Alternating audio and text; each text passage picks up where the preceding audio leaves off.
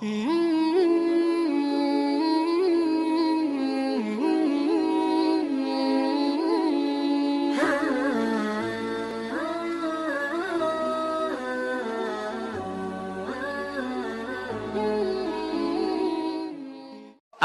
علماء کا تمام روایتوں کو مد نظر رکھتے ہوئے اکثر علماء کا فرمانا یہ ہے کہ یہ شب قدر یہ ایک سال کسی رات میں ہوتی ہے، دوسرے سال کسی رات میں ہوتی ہے، تیسرے سال کسی رات میں ہوتی ہے. ضروری نہیں کہ ہمیشہ 21 ہی میں ہو، ہمیشہ 27 ہی میں ہو، وغیرہ وغیرہ.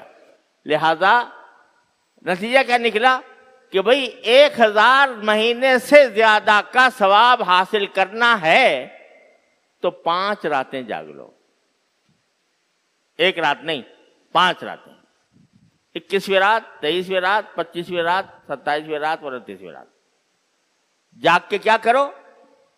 جلسہ، دعوت، دیگے پکوانا، یہ کرے. نظمیں پڑھنا لاؤڈ سپیکر پر، یہ کریں. تقریریں بعض یہ کریں.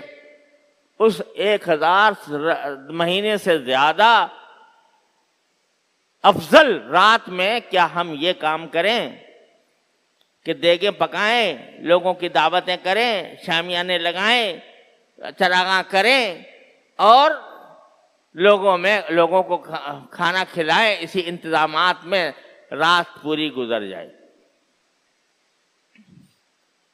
اس کا کہیں کوئی ذکر فکر نہ قرآن میں، نہ حدیث میں، نہ صحابہ کرام کے عمل میں، نہ نبی کریم صلی اللہ علیہ وسلم کے عمل.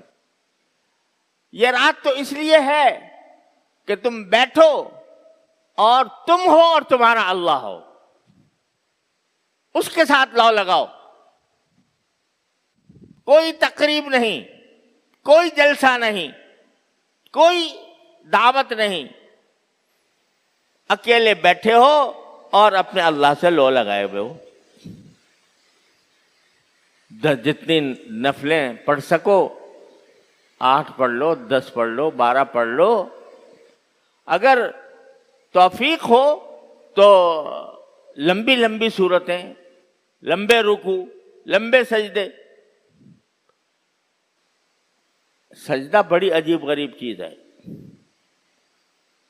سجدہ ایسی چیز ہے کہ انسان اپنے اللہ سے کسی وقت اتنا زیادہ قریب نہیں ہوتا جتنا سجدے میں ہوتا ہے. یہ رسول کریم صلی اللہ علیہ وسلم فرماتے ہیں اللہ تعالیٰ کا قرب حاصل کرنے کا بہترین وقت سجدہ ہے. اور سجدے کے اندر جو دعائیں کی جاتی ہیں وہ اللہ تعالیٰ کے پاس براہ راست پہنچتے ہیں. حضرت مجدود صاحب رحمۃ اللہ فرماتے ہیں اگر سجدے میں سر رکھ دوں زمین کو آسماں کر دوں. تو سجدے میں اللہ تعالیٰ کا قرب حاصل ہوتا ہے. اس کی کثرت کرو گے. ارے اگر کچھ پڑھنا نہیں آ رہا، کوئی دعا بھی نہیں آ رہی، سبحان ربی الاعلی ہی چلو پڑھتے رہو. وہ بھی نہ پڑھو، بس یہ سمجھو کہ میں بارگاہ الہی میں سجدہ کر رہا ہوں، پیشانی ٹیک رہا ہوں. اس بارگاہ میں ٹیک رہا ہوں کہ جس بارگاہ سے بڑی بارگاہ کوئی ہے نہیں. وہی سخی داتا ہے، وہ میرے اس پیشانی کو رد نہیں فرمائے گا. اس امید کے ساتھ سجدے میں رہو. تم ہو اور تمہارا اللہ ہو. عبادت کرو. جتنی رکعتیں پڑھ سکیں اتنی رکعتیں پڑھ لیں. اگر نہیں پڑھ سکتے ویسے ہی تلاوت کر لیں قرآن کریم کی. اور پھر دعائیں مانگے. دعا بذات خود عبادت ہے. اپنی ساری حاجتیں، ساری ضروریات، دنیا کی اور دین کی، اللہ تعالیٰ سے مانگو اس رات میں. یا اللہ میرے رزق میں فراخی عطا فرما دیجئے. یا اللہ مجھے ملازمت میں بے روزگار ہوں، روزگار عطا فرما دیجئے. یا اللہ میرے رزق میں وسعت عطا فرما دیجئے.